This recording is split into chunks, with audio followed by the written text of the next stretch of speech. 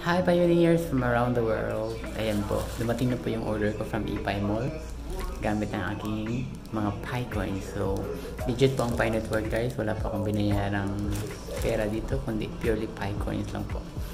So, ito po yung first order ko. Meron din po akong pangalawang order from din na hindi pa dumating, yung blood sugar and uric acid tester po. So, tara, samahan niyo po akong mag-unbox dito.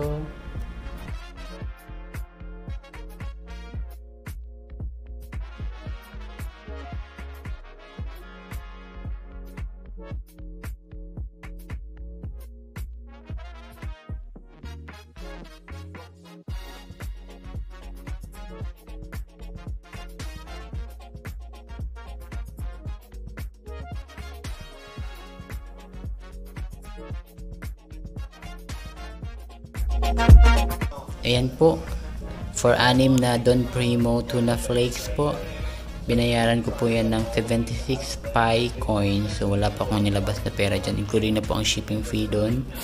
So with that, thank you so much ePie Mall.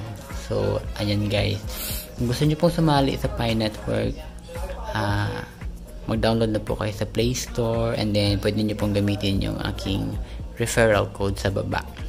Ayan. And to all the team behind